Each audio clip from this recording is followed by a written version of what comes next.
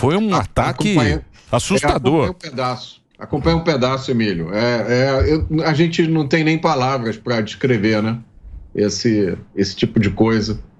Eu vou confessar a vocês que durante o final de semana eu às vezes me desligava das notícias e das mídias sociais, porque é absolutamente inacreditável isso que está acontecendo, né? Não é o fato de uma guerra, não é um fato de um ataque terrorista, mas a perversidade dessas coisas que foram feitas. E aí você fica espantado de encontrar pessoas que ainda tentam justificar, tentam encontrar explicação, como se alguém pudesse lutar por alguma coisa boa cometendo esse tipo de ato, né?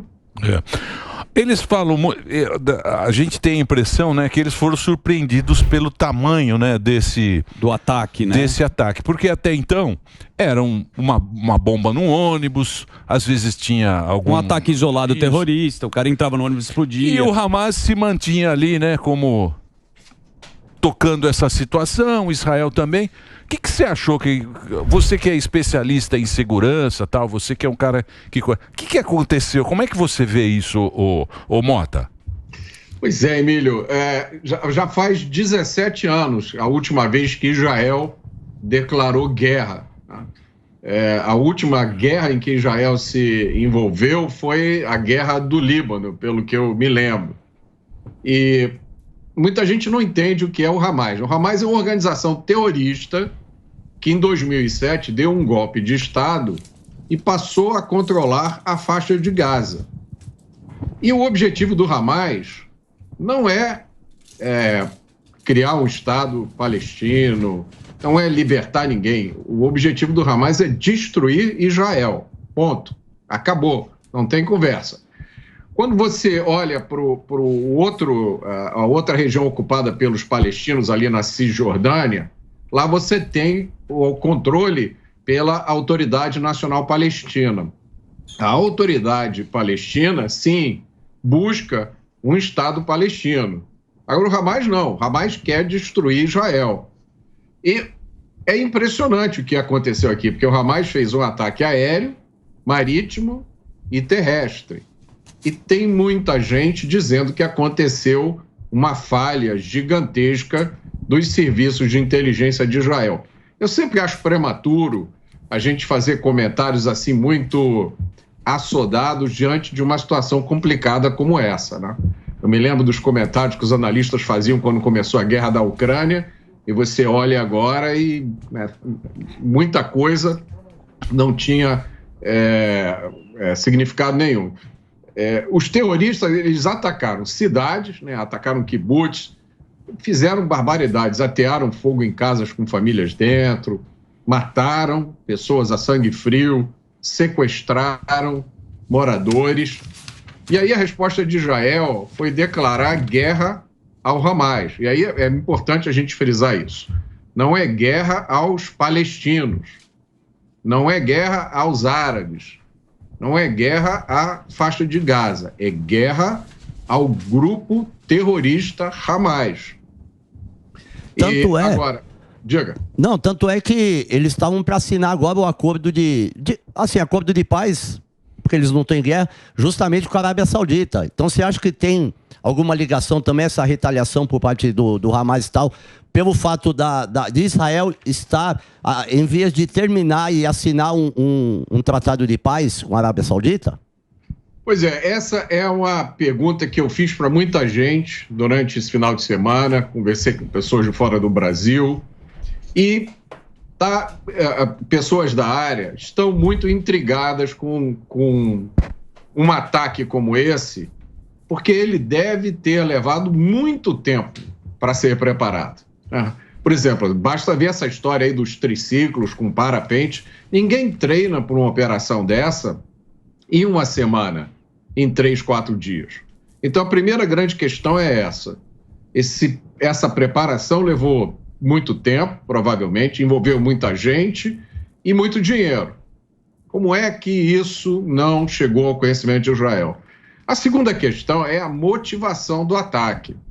E aí é mais uma vez a recomendação para que a gente seja prudente, Eu vejo muita gente, eu não tenho nem palavras para descrever a indignação que eu sinto, o repúdio que eu sinto por certas pessoas que tentam justificar e dizendo que isso é uma luta pela liberdade, uma luta contra a colonização.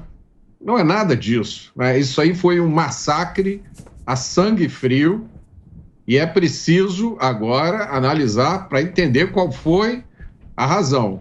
E você disse uma coisa muito interessante, que é parte dessa resposta, né?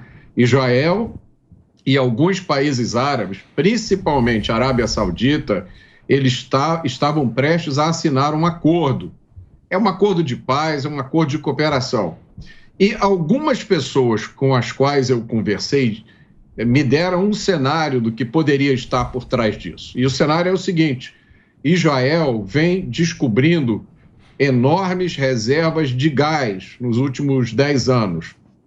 Hoje, Israel tem reservas de gás confirmadas de mais de 1 trilhão de metros cúbicos de gás. Você imaginar que o preço do metro cúbico de gás no mercado internacional é $12, então Israel teria 12 trilhões de dólares em reservas de gás. Agora, o gás no subsolo não serve para nada. Ele só vira dinheiro quando você consegue escoar o gás. E aí, como é que você escoa o gás? Através de gasodutos. E dizem as pessoas com quem eu conversei que a Arábia Saudita se interessou por esse projeto, né? O príncipe regente lá da Arábia Saudita, Mohammed bin Salman, estava e aí, até onde a gente sabe ainda está em negociações com Israel para fazer um projeto conjunto de um gasoduto. Imaginem vocês um gasoduto saindo de Israel e indo até a Europa, abastecer a Europa, substituindo o gás russo. Vocês vão lembrar que tinha um gasoduto que levava o gás da Rússia para a Europa, e esse gasoduto que ia, se não me engano, pelo fundo do Mar Báltico, foi explodido. Eram, na verdade, 2 gasodutos, Nord Stream 1 e 2. Eles foram explodidos numa operação que ninguém sabe ainda quem fez. Mas o fato é que essas conversas estavam em andamento e imaginem Israel conseguindo, primeiro, suprir as necessidades energéticas da Europa e, segundo, e dando independência energética à Europa e conquistando uma independência financeira total. Né? Tem muita gente para quem um acordo como esse não interessa. E ali do lado, o que foi mencionado na entrevista pelo Rafael, está o Irã. O Irã, que tudo indica está por trás desse ataque. O Irã que hospeda lá o Hezbollah, que já disse que vai ajudar o Hamas. O Irã, prestem atenção nisso, que por acaso é aliado da Rússia. E o Irã também, sim, porque o Irã ele perde meio a importância lá. Se Israel fizer o acordo com a Arábia, ele também perde meio a importância. Tem interesse. Vamos fazer um break aqui rapidinho, um break aqui para nossa rede de rádio. Daqui a pouquinho, você que está nos acompanhando no rádio, a gente volta e continuamos nas plataformas. Vai lá, Reginaldinho. Ô Mota, posso fazer? Desculpa. Precisa dar um buraquinho. Dá um buraquinho pro Reginaldo, senão ele não aperta. Reginaldo, eu peço desculpa para você e para a programação da Jovem Pan. Agora que estamos no break, eu vou citar até a Golda Meir, que ela fala: enquanto os palestinos odiarem mais os nossos filhos do que amam os deles, não haverá paz. Estou trazendo essa frase da Golda Meir, por quê? Porque vai vir uma narrativa agora que Israel vai se defender. Existe uma história também de escudo humano. O que acontece? Reféns ficam em escolas, hospitais. Eu queria que você traduzisse um pouco como que acontece, que chamam de retaliação, mas agora é uma guerra. E vem narrativas. Isso aí é exatamente o que acontece com os narcotraficantes do Rio de Janeiro, de São Paulo, de várias cidades do Brasil, que têm os seus depósitos, né, os seus paióis de armas no meio das favelas. E aí, quando a polícia vai atrás desses traficantes, é lógico, sempre ocorrem pessoas feridas. Porque, imaginem, o ambiente de uma favela, todo mundo ali junto, você coloca drogas, você coloca armas lá. É a mesma estratégia que os terroristas usam, que o Hamas usa. É uma estratégia covarde, é a estratégia do escudo humano. E tem gente que ainda cai nessa conversa. Você vê o uso seletivo das imagens, né? Você vê uma parte da mídia que só mostra as imagens dos ataques aos redutos dos terroristas em Gaza, não mostra todo o resto. A gente tem sempre que lembrar, o Estado de Israel é a única democracia no Oriente Médio. O Estado de Israel hoje ocupa uma área pequena, é uma área equivalente à do Estado de Sergipe, por volta de 20 mil quilômetros quadrados. Israel é a única nação, é o único país judeu. Quantas nações árabes existem? Acho que são mais de 20, se eu não me engano. Israel está cercada de inimigos. Quantas vezes Israel já foi atacada e venceu? Na primeira vez foi logo que foi declarado o Estado de Israel, em 1947. Israel foi invadida por todos os países ali, Líbia, Síria, Iraque, Jordânia, e venceu a guerra. E aí, essa é a rotina em Israel.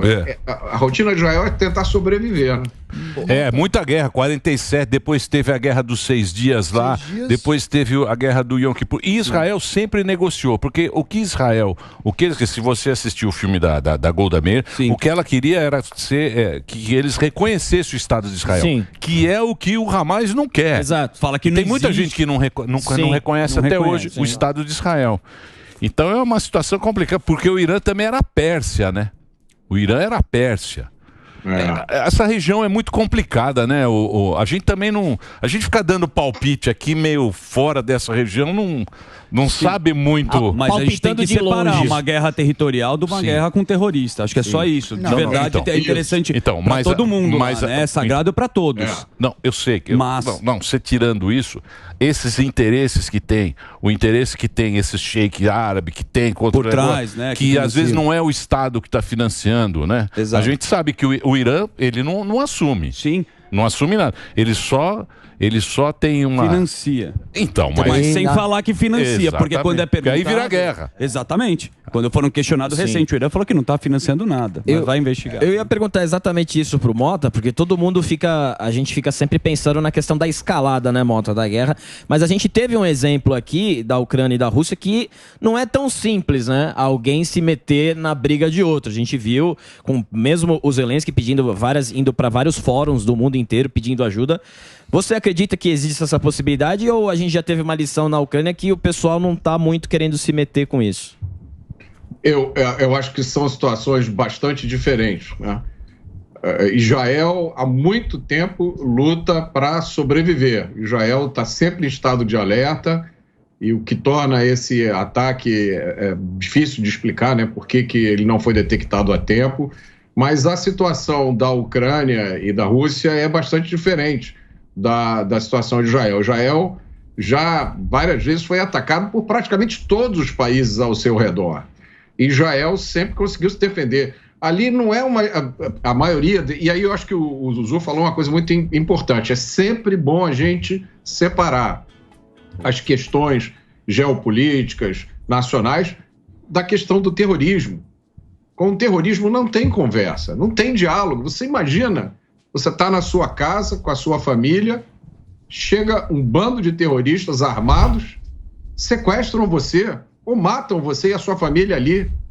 Agora, como é possível que uma ação como essa leve algum dia a alguma coisa positiva? E vamos lembrar, isso é uma tradição dessa turma.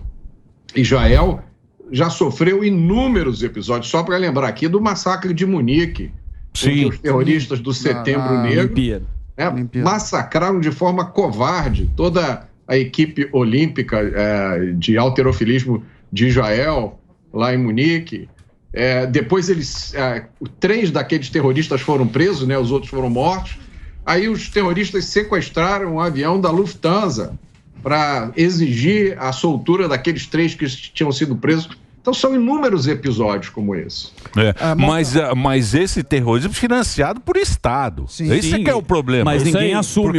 Né? Então, exatamente. Por exemplo, o Mota pode até corrigir a gente. Aonde que está o líder do Hamas? Dizem que está no Catar. Isso daí é uma informação que precisa ser confirmada. Onde ele está nesse momento? De onde veio o dinheiro? Em Gaza que não é. Em Gaza ele não está, né? Não, e a população de Gaza é pobre. Mas eu queria perguntar pro Mota o seguinte: se por um lado a gente não consegue avaliar as questões de lá, a gente pode avaliar como alguns políticos têm se comportado. Destaque aí para o PCO, que não só apoia, como comemorou o ataque e, entre as palavras, morte de civis.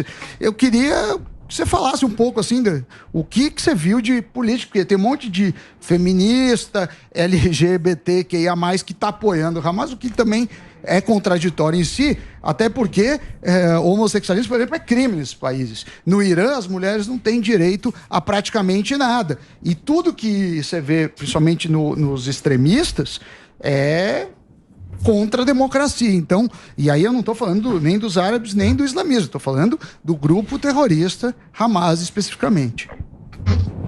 Eu não tenho palavras para descrever essas pessoas, sabe? Eu respiro fundo aqui para me conter, porque eu li algumas dessas declarações.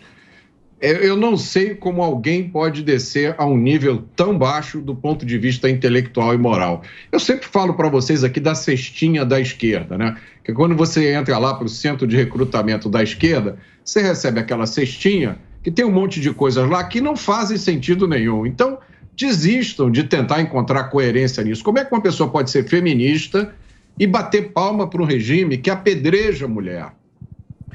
As coisas que são cometidas nesses lugares são assim, não dá para a gente descrever na televisão. Como é que alguém pode defender direitos humanos e apoiar um ato como esse, né? Esses atos que o Hamas fez? Esse argumento, eu vejo algumas pessoas falando, dizendo que se trata de uma resistência anticolonial. Eu li essa declaração. E que o uso da violência tem como objetivo fazer com que o inimigo sofra as mesmas dores que foram impostas aos colonizados. Isso aí é uma mistura de Paulo Freire com, eu nem sei lá o que, é uma completa aberração moral. Primeiro que sequestro e massacre de civis, isso é crime contra a humanidade.